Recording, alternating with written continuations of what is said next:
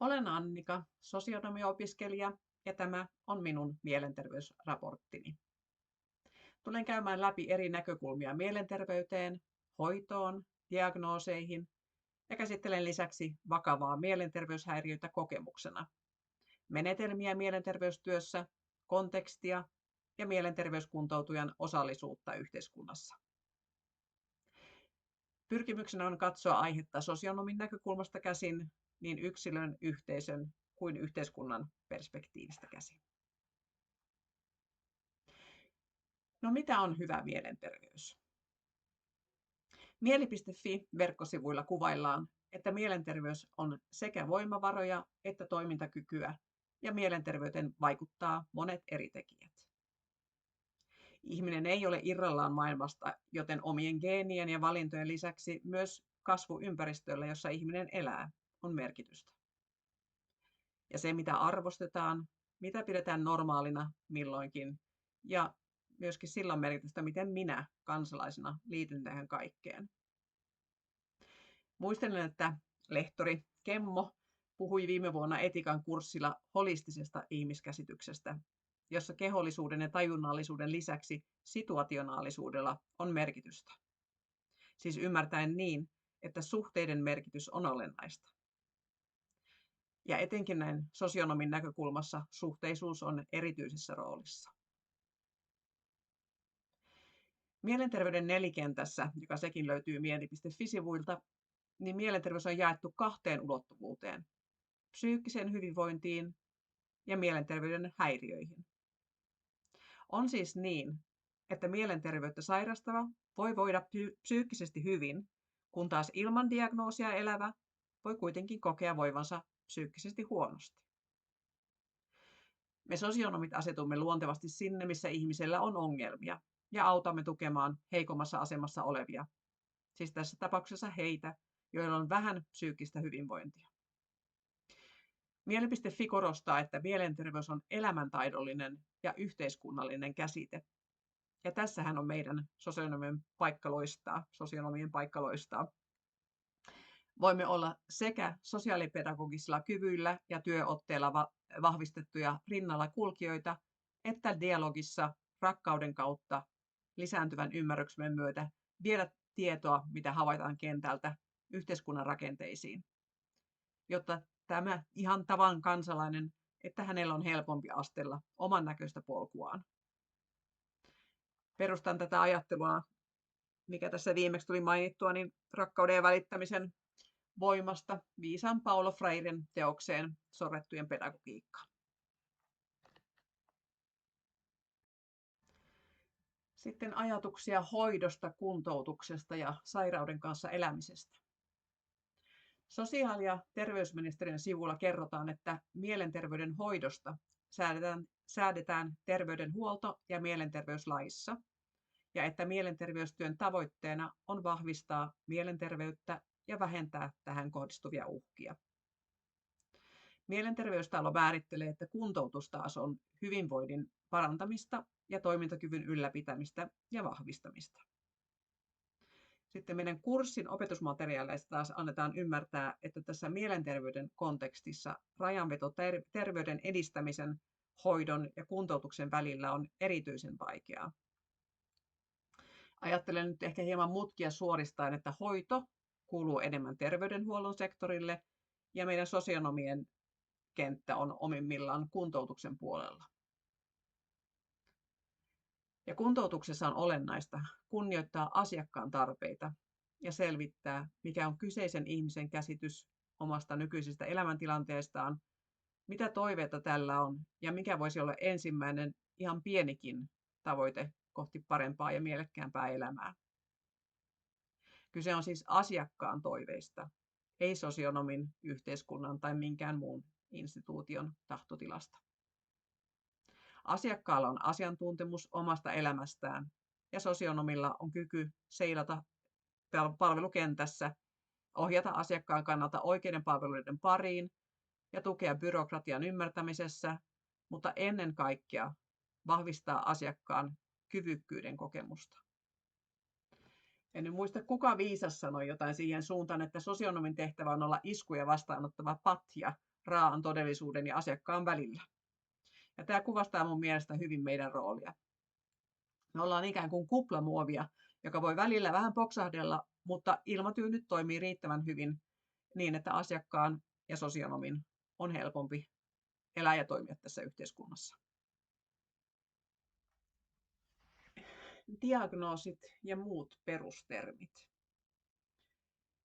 Katsoin läpi Moodlen videomateriaalit ja niistä eniten puhutteli ahdistuneisuutta käsittelevä tiededokumentti Ahdistuksen aikakausi 2014. Tämän dokumentin teosta on nyt kulunut 10 vuotta aikaa. Ja silloin vuonna 2014 Kelan tilastojen mukaan niin nuorten pitkien sairauspoissaolojen syynä on ollut mielenterveyden häiriöt noin 20 000 tapauksessa. Mutta tämän jälkeen tilanne on pahentunut eksponentiaalisesti. Vuonna 2021 niin tämä määrä on melkein jo tuplaantunut. Melkein 40 000 nuorta on ollut pitkällä sairauslomalla mielenterveydellisistä syistä, ja näistä merkittävin on ahdistuneisuushäiriö.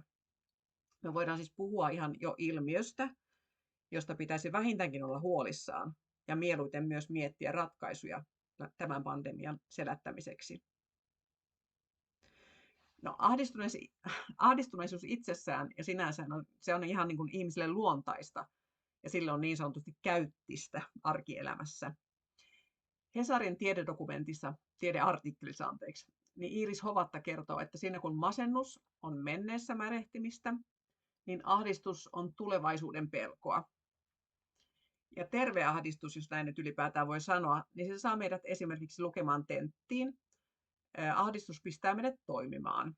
Tiedetään, että jotain on tulossa, tarvitsisi tehdä jotain. Me ahdistumme myös asioista, jotka ovat aidosti uhkaavia. Esimerkiksi jos olet taka-ajettuna, joku sua ajaa takaa, niin ilman muuta olet ahdistunut ja pelkäät sitä, että sä jäät kiinni ja mitä pahaa sen jälkeen tapahtuu. Ja niin, tämä on niin kuin sanottu, aivan normaalia. Mutta silloin kun ahdistus muuttuu huolen täyteiseksi ja pelonsekaiseksi tunnetilaksi ilman, että on todellista vaaraa olemassa, niin silloin puhutaan tämän dokumentin mukana ainakin niin ahdistuneisuushäiriöstä. Mutta missä menee oikeasti raja häiriön ja normaalin ahdistuneisuuden välillä? Onko maailmanlaajuisessa ahdistuspandemiassa kyseessä lääkefirmojen lobbauksesta ja medikalisaatiosta? Onko ahdistuneisuushäiriö osa kapitalismia? Näitä kysymyksiä puidaan dokumentissa ja mielestäni ihan aiheesta. Jos aiemmin on pidetty normaalina, että esimerkiksi puolison kuoleman jälkeen on täysin normaalia olla vuoden alakuloinen ja vasta jos se pitkittyy yli vuoden, niin silloin puhutaan masennuksesta. Niin tänä päivänä pilleripurkki lyödään käteen, jos 2 viikon jälkeen et ole palautunut tavalliseen normaaliin tilaan. Eli oikeasti nähdään niin, että läheisen menettäminen, niin se voi noin 2 viikkoa kestää ja sen jälkeen pitäisi palata ruotuun. Ja tämähän nyt on aivan käsittämätöntä. Amerikkalaisessa mielenterveyden ja käyttäytymisen häiriöiden diagnoosijärjestelmä DSM:ssä on pilkottu subjektiivisesti koettuja lainausmerkissä häiriöitä siinä määrin, että lääketieteen historioitsija Edward Shorter esittää kritiikkinsä ja lainaan nyt hänen sanomisiaan, että psykiatrisissa sairauksissa on vain 4-5 perusmuotoa, ei 400, viitaten tähän DSM:ään. Ja minua tulee väistämättä tässä yhteydessä mieleen myös Juhilan sosiaalityöntekijöinä ja asiakkaina teos. Ja siinä kun hän kertoo tästä liittämis- ja kontrollivaiheesta ja siitä, miten uusliberalismia, managerialismia ja nämä kaikki yritysmaailmasta tutuksi tulleet kaiken mittaamisen kulttuurit ja termit, miten ne on tuotu osaksi myöskin sosiaalihuoltoa, niin tässäkin niin ihminen pilkotaan koneen tavoin pieniin palasiin ja ajatellaan, että erilaiset tunnetilat voidaan eristää omiksi lokeroikseen ja näihin tunnetiloihin eli häiriöihin voidaan ihmepillerin avulla löytää ratkaisu.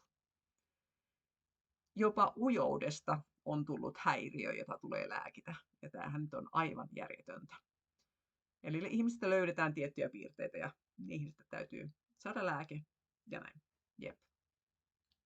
Mä huomasin, kun mä katson tätä dokumenttia, että mä ärsyynnyin, Ja se kohta oli siinä, missä nämä aikuiset ihmiset, ystävät, juovat viiniä siinä pöydän ääressä ja tutkivat tätä DSM-opusta. Ja sitten jokainen sitä kykenee diagnosoimaan itselleen naureskellen ahdistuneisuushäiriön.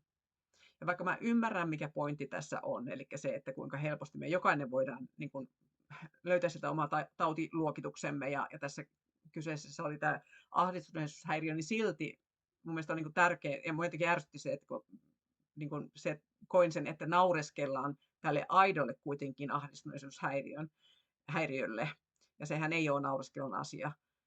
On oikeasti olemassa, se on aito tila, ja siihen tarvitaan myöskin lääkitystä ja terapiaa, ja ne on ehdottoman tärkeitä. Ja sen takia ehkä tämä kohtani oli semmoinen, mikä mua tässä dokumentissa ärsytti.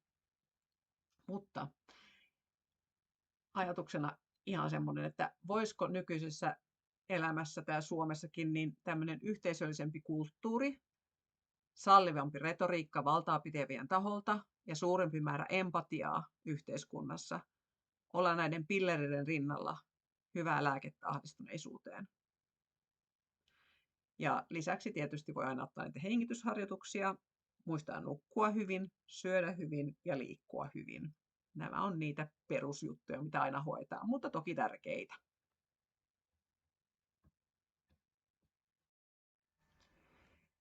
Seuraavaksi kerron vähän vakavasta mielenterveyshäiriöstä kokemuksellisena asiana. Mä tutustuin Juha Hurmeen haastatteluun, joka löytyi, ja sitten mä luin lisäksi hänen tekemänsä kirjan tai kirjoittamansa kirjan Hullu, jossa Hurme kuvaa omaa psykoosikokemustaan. Hullu kuvaa hyvin värikkäästi ja koskettavasti sitä matkaa, jonka tämä teatterimies konkreettisesti tekee. Hän putoaa omassa keittiössään polvilleen ja fysiikka meinaa pettää ja mieli alkaa tuottaa samalla vainoharhaisia todellisuudesta irrallaan olevia ajatuksia. Hurme ymmärtää, että pitää lähteä hakemaan apua. Jalat ohjaa juoksemaan pururataa kierrokselta ympäri ja lopulta sitten hän ymmärtää lopettaa juoksemisen ja menee Valkoisen talon kautta siihen harmaaseen rakennukseen, josta sitten tämä kirja kertoo. Tämä sisäänkirjautuminen psykiatriseen sairaalaan tapahtuu Hurmeen itse itselleen määrittelemällä diagnoosilla olen kuollut. Mistä tämä hulluksi sitten, tai mistä tämä hulluus siis Hurmeella kumpuaa? Psykoosi johtuu äidin lähentyvästä kuolemasta. Tämä on se tapahtuma, joka pistää Hurmeella tämän psykoosin sairastumisen liikkeelle. Psykiatrian dosentti Outi Mantere kertoo haavoittuvuus-stressimallista ja siitä, että stressi toimii usein psykoosin laukaisijana. Että jos on alttius psykologilla ja jos on suuri, niin pienikin määrä stressiä voi laukaista psykoosin. Ja taas sitten, jos on pieni alttius, niin tarvitaan suurempi määrä stressiä, jotta se laukaisee tämän psykoosin. Tämä Hurmeella tämä ristiriitainen tunne äitiin ja tämän kuoleman lähestyminen oli eittämättä suuria stressin aiheuttajia Hurmeen elämässä. Ja tässä otekirjasta. Mä kerron nyt, mihin mä uskon. Mä uskon, että mut myrkytettiin lapsena kristinuskolla.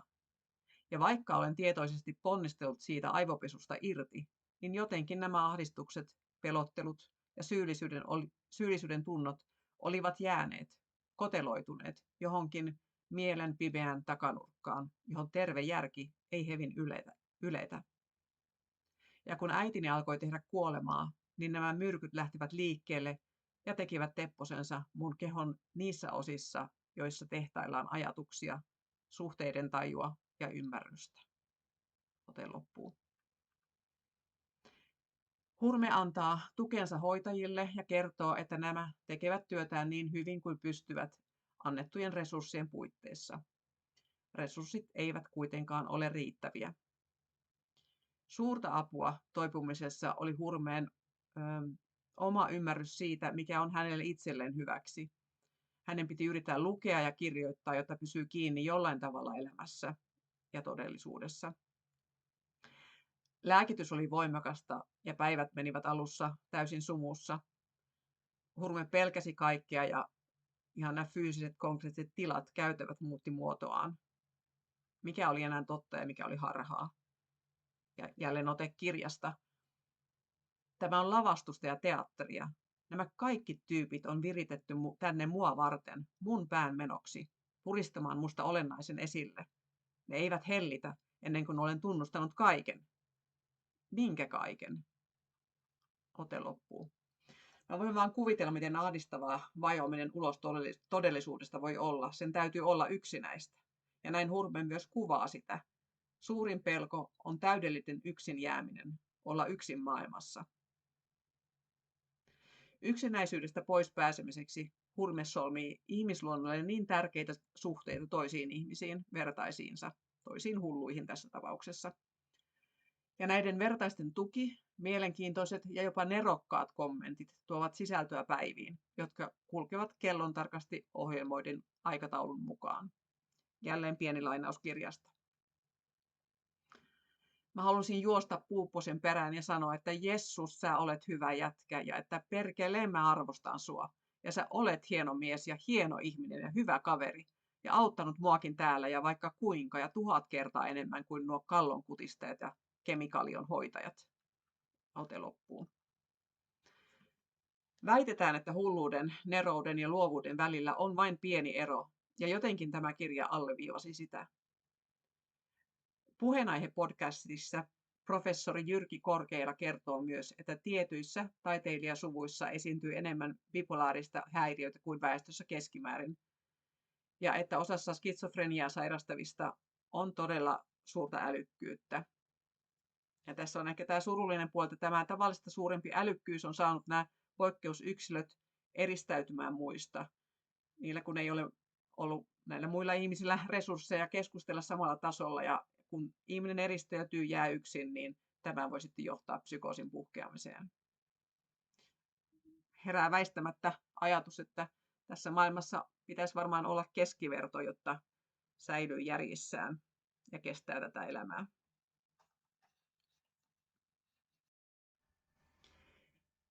Sitten muutama sana menetelmistä mielenterveystyössä.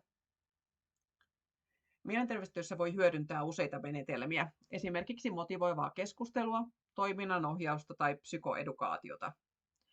Ja tämä psykoedukaatio on THL:n määritelmän mukaan tiedon jakamista mielenterveydestä ja mielenterveyteen vaikuttavista asioista. Psykoedukaatiota voi käyttää esimerkiksi aiemmin podcastissa kuvailussa ahdistuneisuushäiriössä. Asiakastilanteessa voisin sosionomina käyttää mielenterveystalon ahdistuksen omahoito-ohjelmaa, jossa on seikkaperäisesti ja portaittain etenevästi kuvattu esimerkiksi häiriön yleisyyttä, miten se ilmenee, mitä työkaluja löytyy ja niin edelleen. Sitten Oiva-mielisivulla on myös hyviä mindfulness-harjoituksia, joita voisin käydä asiakkaan kanssa läpi. Yhdessä keskustelen ja sopivassa asiakkaan tahdissa edeten.